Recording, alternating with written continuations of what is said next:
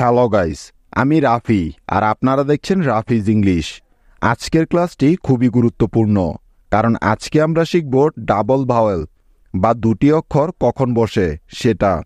Double letter বা দুটি বর্ণের ক্লাসের জন্য আপনারা অনেকেই রিকোয়েস্ট করেছিলেন, তার মানে এই বিষয়টি আপনাদের অনেকেরই অজানা। কাজেই আমরা যারা ইংরেজি রিডিং শিখতে যাচ্ছি তাদের প্রত্যেকেরই এই বিষয়টি খুব ভালো করে জানা দরকার। তা না হলে আমরা সঠিকভাবে কখনোই ইংরেজি শিখতে পারবো না। তাহলে চলো শুরু করা যাক। তো দেখো, প্রথমেই এটা মাথায় রাখতে হবে যে বেশ কয়েকটি কারণে শব্দের ডাবল লেটার বা দুটি বর্ণ হতে পারে।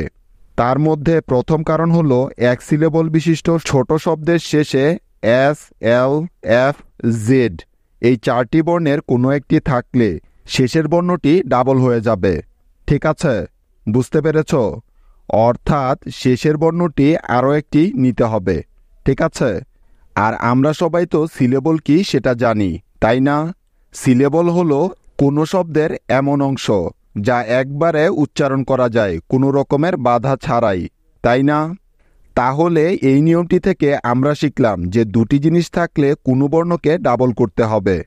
যেমন এক, শব্দটি এক সিলেবল বিশিষ্ট ছোট শব্দ হতে হবে, এবং দুই, শব্দটির শেষে এস, এল, এফ, জেড এই চারটি বর্ণের যে কোনো একটি থাকতেই হবে। তা না হলে কিন্তু বর্ণটি ডাবল হবে না। ঠিক আছে, তাই এই চারটি বর্ণ খুব ভালো করে মুখস্থ করে নাও। কিছু উদাহরণ দেখলে এই বিষয়টি খুব ভালোভাবে পরিষ্কার হয়ে যাবে। যেমন দেখো, BUSS বস। তো লক্ষ্য করে দেখো, এই শব্দটির শেষে এস আছে এবং এটি একটি এক সিলেবল বিশিষ্ট ছোট শব্দ। তাই শব্দটির শেষের বর্ণ এস বর্ণটি ডাবল হয়ে গেছে। বুঝতে পেরেছ এখন? কারণ এস বর্ণটি হলো চারটি বর্ণের একটি। তাই BOSS বস, বস মানে মনিব বা সর্দার। ঠিক একই রকম শব্দ KISS কিস। খেয়াল করে দেখো, এই শব্দটিও কিন্তু এক সিলেবল বিশিষ্ট ছোট শব্দ এবং তার শেষে এস আছে। তাই এখানেও এস বর্ণটি ডাবল হয়ে গেছে। বোঝা গেল? KISS কিস, কিস মানে চুম্বন করা। এবার দেখো ডাবল এল এর উদাহরণ, যেমন BELL বেল। লক্ষ্য করে দেখো, এটা একটা এক সিলেবলের ছোট শব্দ এবং এই শব্দটির শেষে এল আছে। তাই এখানে এল বর্ণটি ডাবল হয়ে যাবে, তাই তো? যেমন BELL বেল, বেল মানে ঘন্টা। একই রকম শব্দ KILL কিল। খেয়াল করো, এটা একটি ছোট শব্দ এবং এখানেও শেষে এল আছে, সেজন্য এখানেও এলটাকে দুইবার নিতে হয়েছে। ঠিক আছে, বোঝা গেল?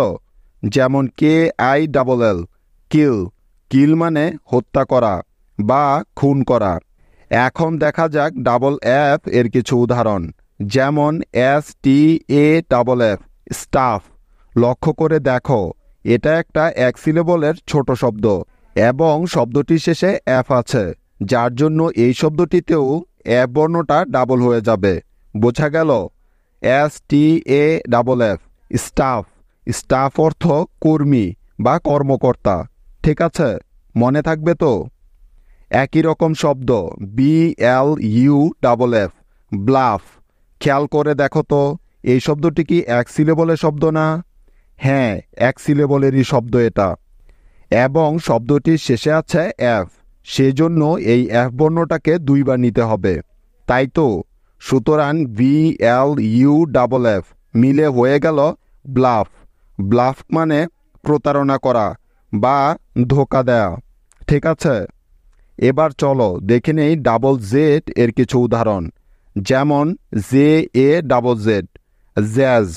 লক্ষ্য করো, এটা একটি এক সিলেবলের ছোট শব্দ এবং এই শব্দটির শেষে জেড আছে, তাই এখানে জেড বর্ণটি ডাবল হয়ে গেছে।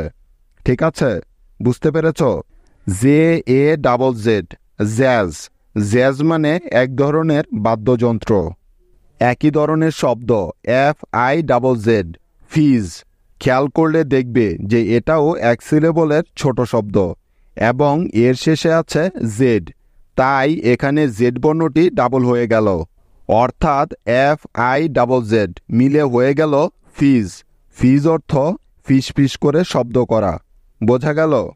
এখানে আরও একটি গুরুত্বপূর্ণ কথা মনে রাখতে হবে যে কোনো শব্দের শেষে এল থাকলেও তার আগে যদি ডাবল ভাওয়েল থাকে তাহলে সেখানে এলটি একটাই থাকবে, অর্থাৎ ওই এল বর্ণটি ডাবল হবে না।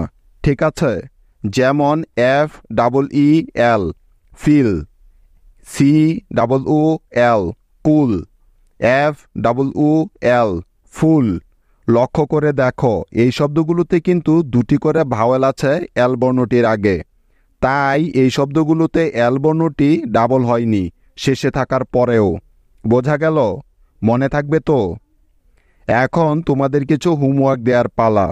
তোমাদের আজকের প্রথম হোমওয়ার্ক হলো ম্যাথস, দ্বিতীয় হোমওয়ার্কটি হলো হিল, তৃতীয় হোমওয়ার্কটি হলো ক্লিপ এবং সর্বশেষ হোমওয়ার্কটি হলো বাজ। এখন তোমাদের কাজ হলো উপরের নিয়মটি ব্যবহার করে এই সবগুলো হোমওয়ার্ক ইংরেজিতে লিখতে হবে। ঠিক আছে? আশা করি তোমরা সবাই সঠিক উত্তর দিতে পারবে।